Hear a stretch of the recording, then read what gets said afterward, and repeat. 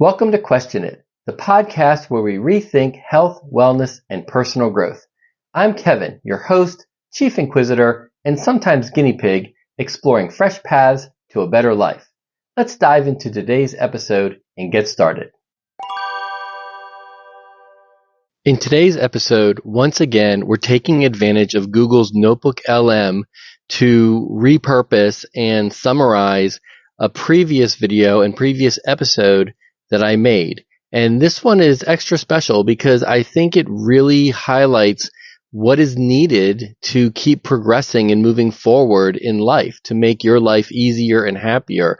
And basically what it boils down to is if we're not practicing over and over and over again the things that we want out of life, then it's really just going to be difficult to get to where we want to go. So without further ado, here's this episode's AI summary. All right, let's talk about how to actually get better at life. We're going deep on this one. Sounds good. So today's deep dive, we're looking at a YouTube video, and get this, it's by Kevin R. Strauss. Oh, yeah. This guy, he's got like over 75 patents, and he's a 23-year injury-free Ironman triathlete. Wow, he's got quite the resume. Yeah, talk about walking the walk, right? Definitely. His video is called How to Improve at Life Reality Check. Okay.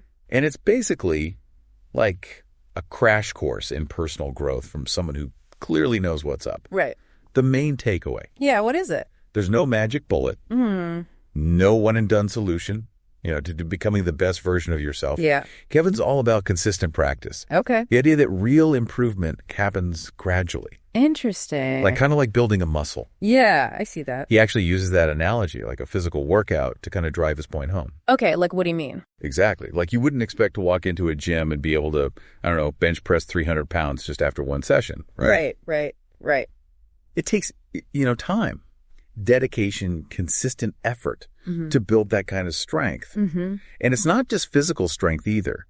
Kevin argues that this same principle applies to all areas of life. Oh. Okay. From our relationships and our careers, to our emotional well-being and personal skills. Right. Like learning to play an instrument. Okay. You don't just become a virtuoso overnight. Right. It takes, years of dedicated practice, hitting those scales, mastering those chords, and just constantly refining your technique. And he shares this really interesting story. Oh, yeah.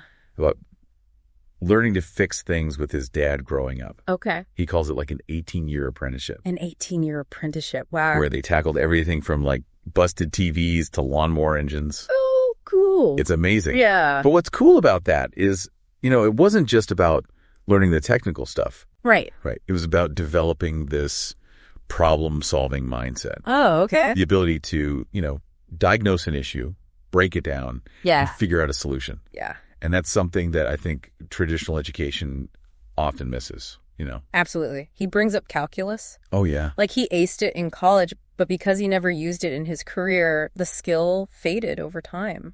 Wow. It's almost like use it or lose it. Yeah. It makes you think about all those online courses people take these days. Yeah. Just having the knowledge isn't enough. You got it. It's the consistent application, the practice, that actually turns information into a usable skill. Exactly. Right. Yeah. And that all ties back to his point about personal growth being an ongoing process. It's like even when you achieve a certain level of mastery, there's always room for refinement. Totally agree. It's like he's saying we need to adopt a mindset of continuous improvement. Yeah. Always looking for ways to learn and adapt and grow, which is a bit different from how we're, conditioned to think, right? Like we tend to look for quick fixes and instant gratification. It's true.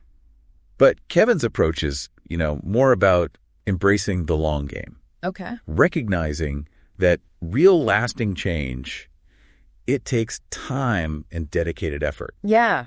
And it's something we see in, high achievers in all fields. Right. I mean, take Simone Biles or Tiger Woods, for instance. Yeah. A good example. They didn't just wake up one day at the top of their game, Right. Of course not. Their success is a testament to years of, relentless practice, pushing their limits, constantly striving for improvement. Absolutely. It makes you wonder, what would happen if we applied that same level of dedication to other areas of our lives? That's a good question. Our relationships, our careers, even our hobbies. Yeah. That's where things get really interesting. Okay, I'm all ears. And that's what we're going to be diving into next. Okay, so we've been talking about this idea of practice, right? Yeah. Like Simone Biles and Tiger Woods. Right. But what about areas of life where, like, the win isn't so obvious? Yeah, that's a good point. Well, Kevin, he actually addresses that. Yeah. He talks about how even something as personal as nutrition, it still needs this mindset of practice and adjust. Oh, interesting. Like he used to rely on those energy gels during his Ironman races. Yeah. And then he switched to solid food, and then eventually he landed on liquid nutrition. Wow, that's quite the journey. It's like even when you think you've got something figured out, your body changes, your needs evolve, Yeah. and you got to keep experimenting. Yeah, to find that sweet spot. And I feel like that's kind of true for relationships too, right? Totally. There's no finish line where you're suddenly a perfect partner. Right. It's about constantly communicating, learning each other's needs, and adapting as you grow together. And that takes practice. Exactly. And Kevin even touches on how Bill Gates, his laser focus on coding, which led to like incredible success in tech, Right. That guy's a legend. might have come at the cost of some of his personal relationships. Oh, that's interesting. Kind of highlights the importance of balance Yeah, for sure. and recognizing that, neglecting certain areas can have consequences. Yeah. So it's not just about practicing one skill, like to the exclusion of everything else. Right. It's about intentionally practicing in all areas of life that matter to you, I like that. Yeah. which brings us to like a really important point. Yeah. What does this intentional practice actually look like? Yeah. Because it's easy to say practice makes perfect. Right. But how do we actually apply that to becoming a better listener or managing our stress? Right. Like those are the things we want to know. Yeah. And that's where Kevin's personal experience is so helpful. Okay. What does he say? Well, he gives examples from his own life.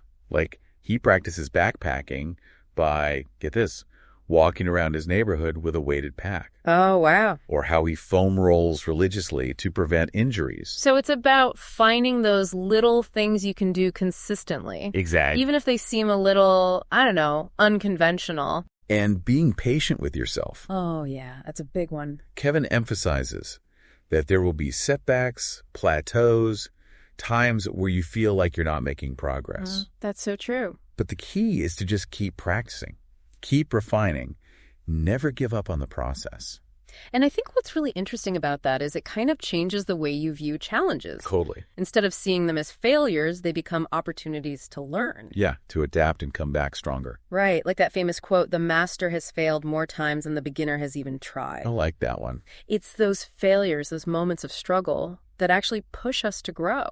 It's almost like reframing the idea of failure. Yeah, And I think that's a really empowering message for anyone listening. absolutely. No matter where you are in your journey, Mm-hmm. no matter what challenges you're facing, Right. you have the power to choose growth. To embrace the process. Yeah, that continual improvement. Yeah, absolutely.